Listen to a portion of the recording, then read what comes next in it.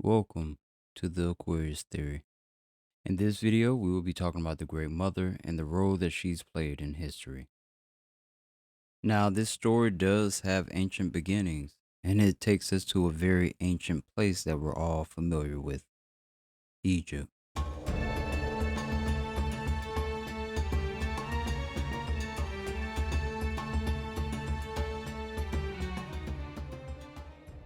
Now, a lot of this information will be in this book, A Book of the Beginnings by Gerald Massey. So I want to take notice to this highlighted section. It says that nothing is older than the Great Mother and Child, and as Tar-Urt and Sut, the Great Bear and Dog Star, these were the gods of the Typhonians within the land long ages before they were reintroduced as the Semite Astarte and Barsutek, the same deities that were worshipped in Lower Egypt by the Hyksos and the Palestino-Asiatic tribes were the divinities of pre-monumental Egypt and of the Shizan-Har. Sut is called a Semitic divinity, and he comes back with his ass as such. But he returns as an exile to the old country, not as a new creation. So I'm going to be honest with you. That can be a lot to take in. But I want us to really understand what is being highlighted.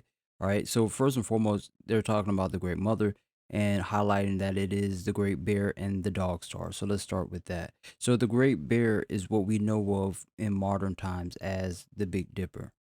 So, the Big Dipper, otherwise known as Ursa Major, is a constellation that consists of seven stars, as you can see on screen. So when Gerald Massey talks about the dog star, he is speaking of the star Sirius in the Canis Major constellation. So I'm going to rip the band-aid right off and tell you straight up.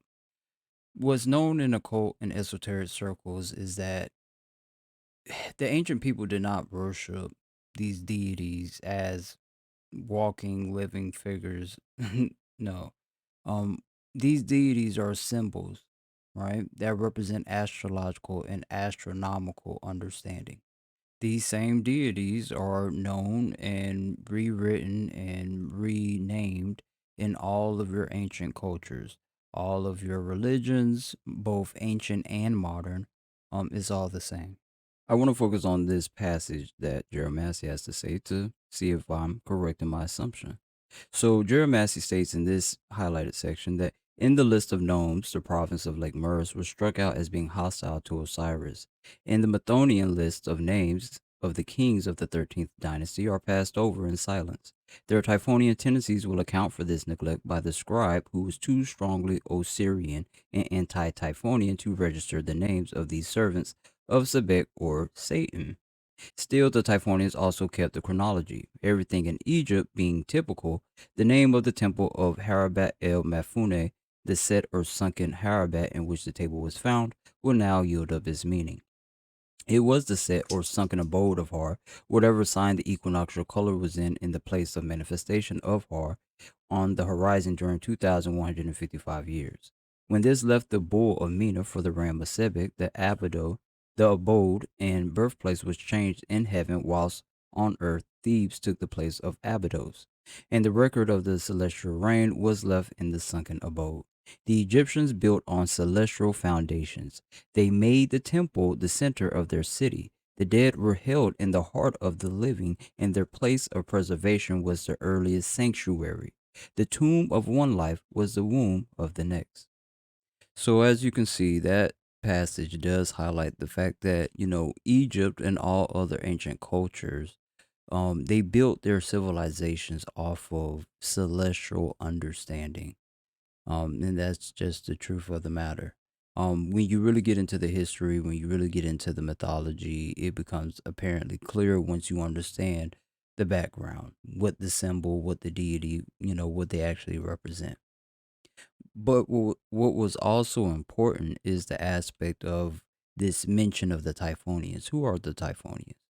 Oh, well, let me show you a passage about these individuals. So this passage states that the earliest beings who issued forth from the dark land with Egypt for the Mitzar, the outlet from the birthplace, were doubtless black and Pygmean people.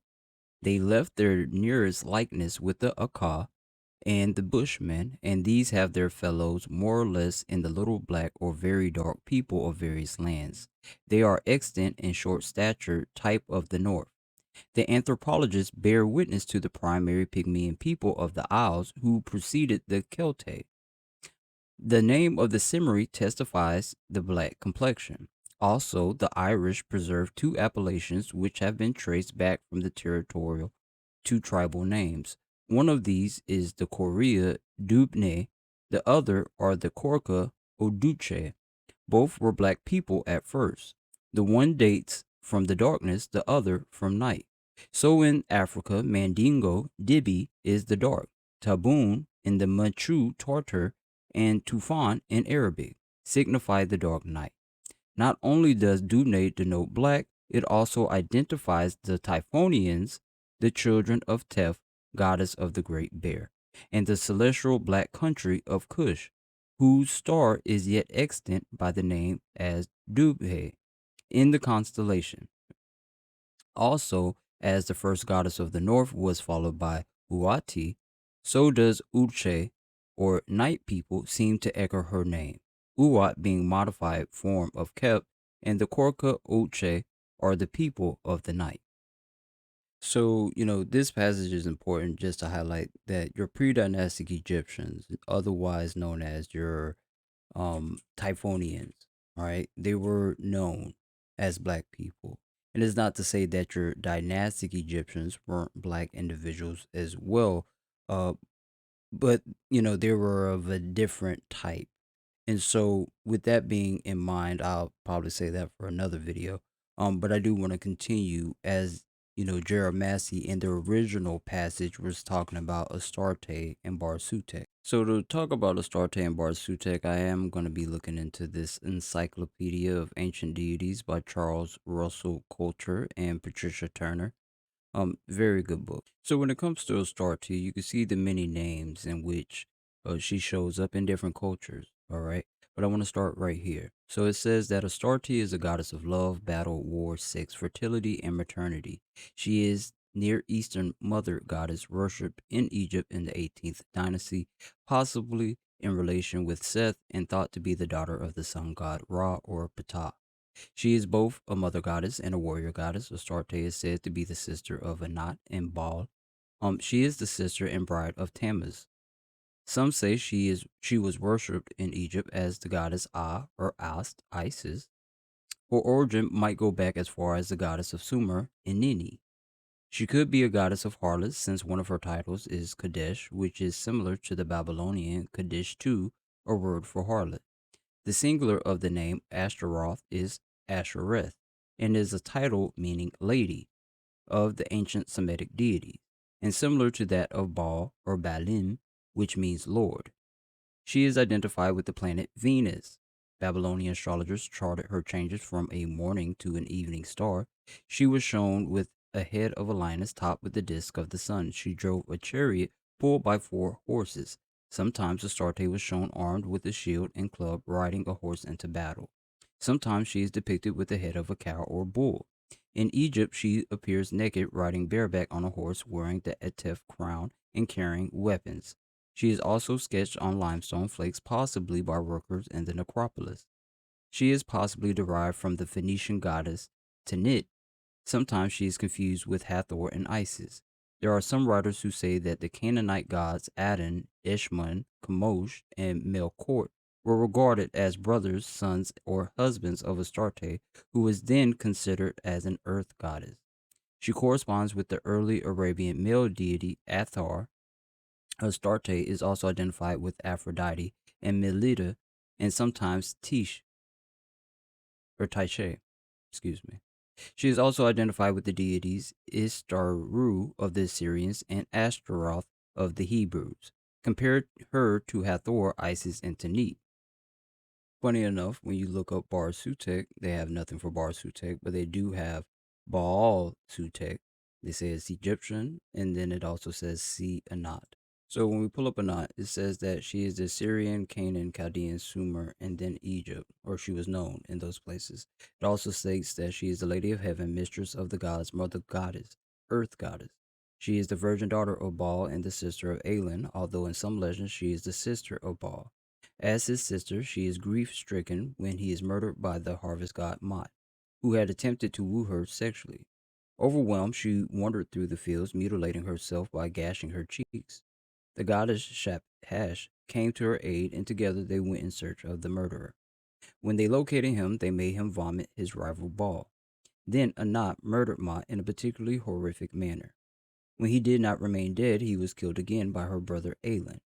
Introduced in Egypt by the Hyksos, shepherd kings, Anat was said to be the consort of Baal Sutek. Her epithet is Kadesh, and she is depicted as a warrior defender of cities and dragon slayer. She is a female counterpart of the god of war and thunder, Reshef, and was said to be his consort. The Sumerians regarded her under the name Anatu as the wife of Anu, while the Egyptians consider her to be the wife of Set. She is the mother of Lameshtu, the Anunnaki, and the seven Utuki. She, or as some say, the goddess Atherat, interceded to have El build a place for Baal. As Anat, she is depicted with a helmet, shield, and battle axe. When she is seated, she is shown holding a shield and spear in her right and a club in her left. When standing, she is shown dressed in a panther skin and holding a papyrus scepter in her right hand and the Ankh emblem of life in her left. She wears a white feathered crown, sometimes with a pair of horns at the base. As Anat, she compares to Aphrodite and Athena, and is the same as Anatis. Anat is the northern Semitic name for Alat. She may have been a composite of Asherah, Astarte, and Ishtar. Her name is connected with the Semitic word Ain, or source. So you see, this great mother deity was known across various ancient cultures under various names. But I want to go back to this passage um, that we were hinting at the very beginning because it continues. It says that the duad of mother and child consecrated in Astarte and Sutek and execrated as Typhon was superseded in monumental times by the men who worshiped the fatherhood as well, or instead of the son. But the myth of Isis's descent into the underworld in search of Osiris is that of the mother and son who became her consort and identical with that of Ishtar and Tammuz or any other form of the duad consisting of mother and child. The disk worship reintroduced by the Amenehet's third and fourth was looked on as intolerable heresy by the Osirians and Ammonians, and yet their son was the same god Har Maku of the two horizons, the god of the Sphinx and of pre-monumental Shuzan Har, the Har of the double horizon, the Har who was earlier than Ra and Sabaean before the title became solar. Essentially, what that passage is highlighting is if you understand Egyptian history, that we start, especially here in Western civilization, we start with the dynastic period. All right. And so we are led to believe that roughly 6,000 years ago, roughly around 3 or 4,000 BC, that the Egyptians built their civilization starting with the Syrian dynasty, with the king Mena, all right, or with King Mena.